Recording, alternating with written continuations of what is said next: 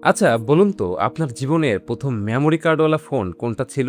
কিংবা বন্ধুদের সাথে ব্লুটুথে আর ইনফ্রারেডে ঘন্টার পর ঘন্টা গান পাঠানোর সেই দিনগুলোর কথা কি মনে পড়ে? তখনকার দিনে ভালো ছবি তুলতে হলে হাতে থাকতে হতো একটা ডিএসএলআর বা ডিজিটাল ক্যামেরা। কিন্তু আমাদের মতো সাধারণ মানুষের পকেটে ১ম সত্যিকারের ক্যামেরা আর মিউজিক প্লেয়ারটা যে ব্র্যান্ড এনে দিয়েছিল তার নাম সনি এরিকসন। W800i এর সেই আইকনিক কমলা রঙের বডি কিংবা এই ফোন দিয়ে তোলা জীবনের ১ম ঝকঝকে ছবিগুলো আজ হয়তো পুরোনো মেমোরি ফোল্ডারে কোনো কোণে চাপা পড়ে আছে। কিন্তু যে ব্র্যান্ডটা আমাদের কৈশোর আর যৌবনকে এত সুন্দর সব স্মৃতি উপহার দিয়েছিল, ২০২৬ সালে এসে আজ তারা কোথায়? কেন হারিয়ে গেল আমাদের এই আবেগের ব্র্যান্ডটা? আমি মাহফুজুর রহমান মাহিম আছি আপনাদের সাথে। আজকের ভিডিওতে আমরা উন্মোচন করব সনি এরিকসনের পেছনের সেই না বলা ট্র্যাজেডি।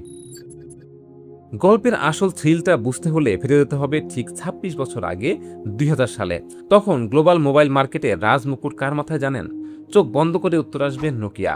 নোকিয়া তখন প্রায় অপ্রতিরোধ্য, চারদিকে শুধু তাদের বিখ্যাত কানেক্টিং পিপল টিউন বাজছে। আর এই নোকিয়া সাম্রাজ্যে ঠিক নিচে দাঁড়িয়েছিল আরও দুই বিশাল টেক জায়ান্ট।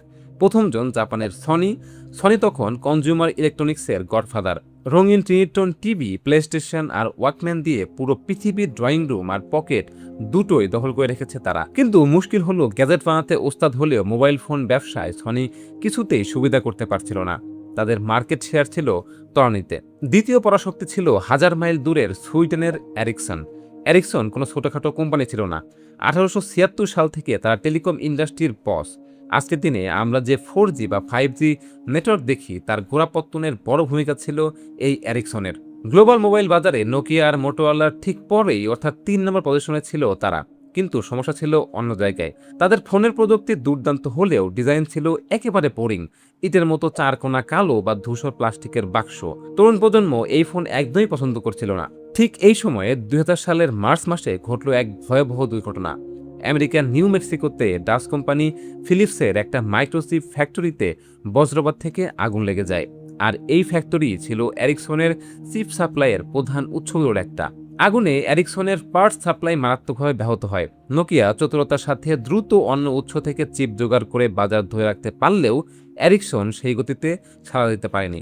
ফলাফল ভয়াবহ। সেই বছরই এরিকসনের মোবাইল ব্যবসা প্রায় $1.7 বিলিয়ন লোকসানের মুখে পড়ে। আর তাদের হ্যান্ডসেট বিভাগ কার্যত ধুঁকতে শুরু করে। সনি বুঝলো তাদের কাছে দারুণ ডিজাইন আর অডিও ভিজুয়াল প্রযুক্তি আছে, কিন্তু মোবাইল নেটওয়ার্কের জ্ঞান কম। আর এরিকসন বুঝলো তাদের কাছে পাওয়ারফুল নেটওয়ার্ক আর টেলিকম অবকাঠামো আছে, কিন্তু পকেট ফাঁকা আর ফোনে কোনো গ্ল্যামার নেই।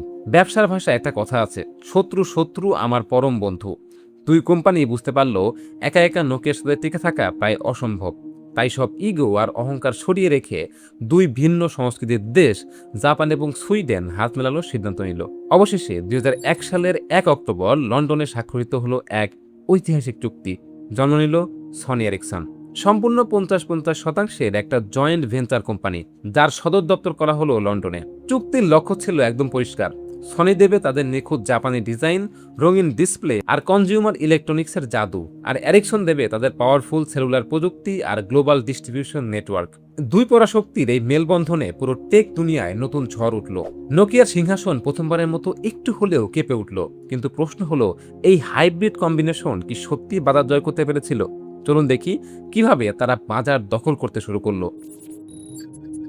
শুরুর ধাক্কা সামলে ওঠার পর ২০০৫ সালে সনি এরিকসন এমন দুটি মাস্টার স্ট্রোক খেললো যা পুরো মোবাইল ইন্ডাস্ট্রির হিসাব বদলে ফেলল। তারা সনির ঘরের দুই কিংবদন্তি ব্র্যান্ডকে প্রথমবারের মতো মোবাইল ফোনের ভেতরে নিয়ে এলো। এক, গান প্রেমীদের জন্য ওয়াকম্যান। দুই, ছবি তোলার পাগলদের জন্য সাইবার শট। প্রথমে ওয়াকম্যান সিরিজের কথা বলি। তখন অ্যাপলের আইপড একচেটিয়া রাজত্ব করছে। মানুষ গান শোনার জন্য আলাদা একটা ডিভাইস পকেটে নিয়ে ঘুরছে। ঠিক তখনই সনি এরিকসন বাজারে আনলো তাদের আইকনিক W800i আর W810i। বার্তাটা সহজ, গান শোনার জন্য আলাদা করে আইপড কেনার দরকার নেই, আপনার ফোনের ভেতরেই আস্ত একটা মিউজিক সিস্টেম আছে। কালো আর কমলা রঙের সেই চোখ ধাঁধানো বডি, ফোনের গায়ে একটা কমলা রঙের ওয়াকম্যান বাটন চাপ দিলেই চালু হয়ে যেত সিগনেচার মিউজিক প্লেয়ার। সঙ্গে থাকতো বাস বুস্টেড ইন ইয়ার ইয়ারফোন, কানে দিলে বাইরের দুনিয়ার আওয়াজ যেন বন্ধ হয়ে যেত। তরুণ প্রজন্মের কাছে এই ওয়ান টাচ মিউজিক ফোনগুলো তখন রীতিমতো ক্রেজ। কিন্তু তারা শুধু গান দিয়ে থামেনি। এরপর ধরল ক্যামেরার বাজার, জন্ম হলো সাইবার শট সিরিজের। তখনকার দিনে মোবাইল ক্যামেরা মানে ছিল ঝাপসা, পিক্সেল ভাঙা এক তামাশা। কিন্তু সনি এরিকসন নিয়ে এলো K750i, আর তারপর সেই লেজেন্ডারি K800i। ফোনগুলো পিছনে স্লাইডার নিচে টানলে বেরিয়ে আসতো একটা প্রফেশনাল লেন্স আর সত্যিকারের জেনন ফ্ল্যাশ। আজকের এলইডি ফ্ল্যাশ আর তখনকার জেনন ফ্ল্যাশের মধ্যে আকাশ পাতাল তফাৎ। অন্ধকার ঘরেও ওই ফ্ল্যাশ দিয়ে প্রায় দিনের আলোর মতো ছবি তোলা যেত।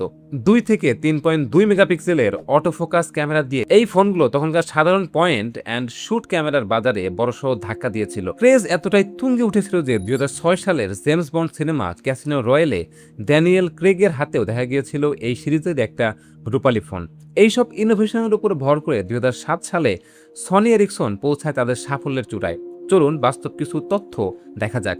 বার্ষিক হ্যান্ডসেট বিক্রি মাত্র 12 মাসে তারা বিক্রি করে 10,34,00,000 মোবাইল ফোন, আগের বছরের চেয়ে প্রায় 18% বেশি। মার্কেট শেয়ার গ্লোবাল হ্যান্ডসেট বাজারে তাদের শেয়ার পৌঁছায় প্রায় 9%, আর তারা জায়গা করে নেয় বিশ্বের শীর্ষ কয়েকটি হ্যান্ডসেট ব্র্যান্ডের তালিকায়, নোকিয়া, মটোরোলা, স্যামসাংয়ের পাশাপাশি। আর্থিক অবস্থা, কোম্পানির বার্ষিক আয় আর মুনাফা দুটোই সে বছর ছিল রেকর্ড পরিমাণ, যা এর আগে জয়েন্ট ভেঞ্চার শুরুর সময় তারা কল্পনাও করতে পারেনি। আইফোন কিংবা অ্যান্ড্রয়েডের মতো বাইরের শত্রু তো ছিলই, কিন্তু সনি এরিকসনকে ভেতর থেকে সবচেয়ে বেশি কুড়ে কুড়ে খাচ্ছিল তাদের নিজেদের ভেতরের এক জটিলতা। শুরুতে যে চুক্তিকে মনে হয়েছিল আকাশের দুই চাঁদের মিলন, সময়ের সাথে সেটাই হয়ে উঠল এক ঘরে দুই কর্তার সংসার। সনি এরিকসন ছিল একটা 50-50 জয়েন্ট ভেঞ্চার, আর এটাই ছিল তাদের সবচেয়ে বড় ফাঁদ। এই কাঠামোর কারণে কোম্পানির যে কোনো বড় বা ছোট সিদ্ধান্তে জাপানের টোকিওতে সনি সদর দপ্তর আর সুইডেনের স্টকহোমে এরিকসন সদর দপ্তর, দুই বোর্ডেরই সমান অনুমোদন লাগত। একটু ভাবুন, 2008-9 সালের দিকে স্মার্টফোন বাজার প্রতিদিন বদলাচ্ছিল। স্যামসাং, এইচটিসির মতো প্রতিদ্বন্দ্বীরা যেখানে দ্রুত সিদ্ধান্ত নিয়ে প্রতি মাসে নতুন অ্যান্ড্রয়েড ফোন বাজারে আনছিল, সেখানে সনি এরিকসনের কর্তারা ব্যস্ত থাকতেন এক মিটিং থেকে আর এক মিটিংয়ে। টোকিওর সনি বোর্ড চাইতো তাদের নিজস্ব সাইবার শট বা প্লে স্টোনের এক্সক্লুসিভ প্রযুক্তি মোবাইলে ব্যবহার করতে, আর স্টকহোমের এরিকসন বোর্ড ছিল টেলিকম নেটওয়ার্ক ও হার্ডওয়্যার প্রোটোকল নিয়ে অনেক বেশি রক্ষণশীল। দুই বোর্ডের দুই ভিন্ন সংস্কৃতি আর আমলাতান্ত্রিক জটিলতায় একটা ফোনের ফাইল অনুমোদন পেতেই মাসের পর মাস চলে যেত। বাজারে যখন সেকেন্ডের মধ্যে সিদ্ধান্ত নেওয়ার দরকার, সনি এরিকসন তখন ব্যস্ত থাকতো স্ট্র্যাটেজি পেপার তৈরিতে। ফলাফল যা হওয়ার তাই হলো, স্যামসাং তাদের গ্যালাক্সি সিরিজ দিয়ে চোখের পলকে গ্লোবাল বাজারে বড় একটা অংশ দখল করে নিল। আর অ্যাপল শুধু ফোন বিক্রি করছিল না, তারা নিয়ে এলো অ্যাপ স্টোর, এমন এক ডিজিটাল ইকোসিস্টেম যেখানে লাখ লাখ অ্যাপ আর গেমের গোটা দুনিয়া তৈরি হয়ে গেল।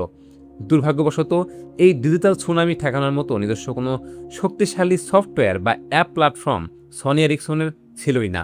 একদিকে সিদ্ধান্ত নেওয়ার ধীরগতি, অন্যদিকে সফটওয়্যারের দুনিয়ায় নিজস্ব অস্তিত্বের অভাব, এই দুইয়ের চাপে সনি এরিকসন নামের জাহাজটা ধীরে ধীরে ডুবতে শুরু করলো।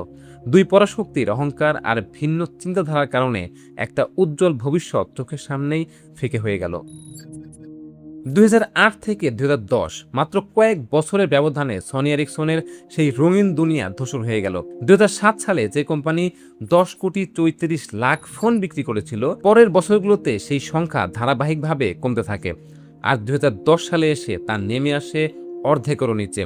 একের পর এক কোয়ার্টারে কোম্পানি বড় অঙ্কের লোকসান গুনতে শুরু করে। পরিস্থিতি এতটাই কঠিন হয়ে পড়ে যে সুইডেনের এরিকসন বোর্ড স্পষ্ট বুঝতে পারে মোবাইল হ্যান্ডসেটের এই রক্তক্ষয়ী প্রতিযোগিতায় টিকে থাকার শক্তি বা আগ্রহ কোনোটাই তাদের আর নেই।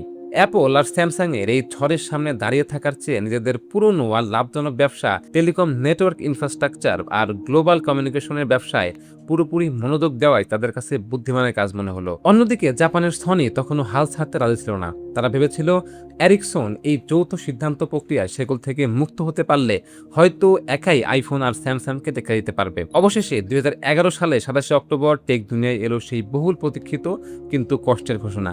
সনি এবং এরিকসন যৌথভাবে জানিয়ে দিল তাদের 10 বছরের এই সম্পর্কের এখানেই সমাপ্তি ঘটছে।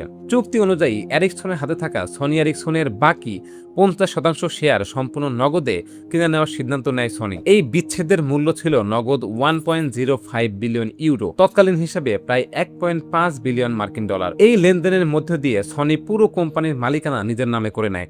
এরপর আসে সেই দিন ২০১২ সালের ১৫ ফেব্রুয়ারি। সমস্ত আইনি প্রক্রিয়া শেষ করে আনুষ্ঠানিকভাবে সনি এরিকসন নামটা পৃথিবীর বুক থেকে চিরতরে মুছে ফেলা হয়। লন্ডনের সদর দপ্তর থেকে নামিয়ে ফেলা হয় সেই চেনা সবুজ লোগো, জন্ম নেয় সম্পূর্ণ সনির নিজস্ব মালিকানাধীন নতুন প্রতিষ্ঠান সনি মোবাইল কমিউনিকেশনস। কিন্তু প্রশ্ন হলো, এরিকসনকে বিদায় দিয়ে সনি কি ফিরে পেয়েছিল তাদের হারানো সেই রাজত্ব, নাকি এই সিদ্ধান্ত তাদের ঠেলে দিয়েছিল আরও বড় এক অনিশ্চয়তার দিকে? এরিকসনকে বিদায় দেওয়ার পরে সনি কিন্তু হাল ছাড়েনি। তারা সম্পূর্ণ নিজেদের মতো করে বাজারে আনে ফ্ল্যাগশিপ এক্সপেরিয়া সিরিজ। ২০১৩ সালের দিকে তাদের এক্সপেরিয়া জেড সিরিজ টেক দুনিয়ায় বেশ আলোড়ন তোলে। আজকের ফোনে আমরা যে ওয়াটারপ্রুফ প্রযুক্তি বা মোবাইলে 4K ডিসপ্লে দেখি, তার জনপ্রিয়তা ছড়ানোর পেছনে সনির বড় ভূমিকা ছিল। কিন্তু আফসোস, ততদিনে অনেক দেরি হয়ে গেছে। গ্লোবাল বাজার তখন চলে গেছে স্যামসাং, অ্যাপল আর হুয়াওয়ে, শাওমির মতো চাইনিজ ব্র্যান্ডগুলোর হাতে। সনির ফোন প্রযুক্তিগতভাবে ভালো হলেও মার্কেটিং এর ঘাটতি আর তুলনামূলক বেশি দামের কারণে সাধারণ ক্রেতারা ধীরে ধীরে মুখ ফিরিয়ে নেয়। তাহলে আজ ২০২৬ সালে দাঁড়িয়ে সনির মোবাইল ব্যবসার অবস্থা কেমন? বাস্তবতা হলো, গ্লোবাল স্মার্টফোন বাজারে সনির শেয়ার এখন ১% অনেক নিচে। হাতে গোনা কয়েকটা দেশে তারা এখন মূলত প্রফেশনাল ফটোগ্রাফারদের জন্য প্রিমিয়াম এক্সপেরিয়া ফোন বানায়। কিন্তু এখানেই গল্পের সবচেয়ে বড় টুইস্ট। স্মার্টফোন বাজারে সনি প্রায় অদৃশ্য হয়ে গেলেও কোম্পানি হিসেবে সনি কিন্তু দেউলিয়া হয়ে যায়নি, বরং কৌশল বদলে তারা আজও বিলিয়ন বিলিয়ন ডলার মুনাফা করছে। কিন্তু কিভাবে? আজ আপনি হাতে যে ব্র্যান্ডের ফোনই ব্যবহার করুন না কেন, সেটা দামি একটা আইফোন হতে পারে, স্যামসাংয়ের একটা ফ্ল্যাগশিপ ফোন হতে পারে, কিংবা শাওমি, ওয়ানপ্লাস বা ভিভোর যে কোনো ফোন হতে পারে, আপনি যখন সেই ফোন দিয়ে একটা চমৎকার ছবি তোলেন, সেই ছবির পেছনের ক্যামেরা ইমেজ সেন্সরটা তৈরি করেছে সনি। গ্লোবাল মোবাইল ক্যামেরা সেন্সরের বাজারের একটা বড় অংশ আজও সনির দখলে। এছাড়া PlayStation, gaming console, Hollywood movie production আর মিউজিক ইন্ডাস্ট্রি থেকেও সনি প্রতি বছর বিপুল রাজস্ব আয় করে। মোবাইল ফোনের বডি বানানো ছেড়ে আজ তারা হয়ে উঠেছে মোবাইল ফোনের আত্মা। সনি এরিকসনের এই পুরো কাহিনী আপনার জীবনে আর ব্যবসার সবচেয়ে বড় একটা শিক্ষা দিয়ে যায়। পরিবর্তনকে যদি সময় মতো আপনি আলিঙ্গন করতে না পারেন, তাহলে আপনার অতীত যতই গৌরবময় হোক না কেন, ভবিষ্যৎ আপনাকে ক্ষমা করবে না। একসময় যারা বাজারে রাজত্ব করত সিদ্ধান্তহীনতায় আর জটিল কাঠামোর কারণে, তারা মাত্র কয়েক বছরের মধ্যেই ইতিহাসের পাতায় একটা দীর্ঘশ্বাসে পরিণত হলো। নস্টালজিয়া আর আবেগ দিয়ে কিছু সময়ের জন্য মানুষের মন জয় করা যায়, কিন্তু সময়ের সাথে সাথে নিজেকে আপডেট আর ইনোভেট করতে না পারলে এই নিষ্ঠুর বাজার আপনাকে পিছনে ফেলে ঠিকই এগিয়ে যাবে। আপনার জীবনের প্রথম সনি এরিকসন ফোন কোনটা ছিল? কমেন্ট বক্সে আমাদের সাথে সেই মেমোরিটা শেয়ার করুন। ভিডিওটা ভালো লাগলে লাইক দিবেন, শেয়ার করবেন এবং আমার চ্যানেলটা সাবস্ক্রাইব করতে কিন্তু ভুলবেন না। আজকে ভিডিও এতটুকুই, দেখা হবে নেক্সট ভিডিওতে। ভালো থাকবেন সবাই, আল্লাহ হাফেজ।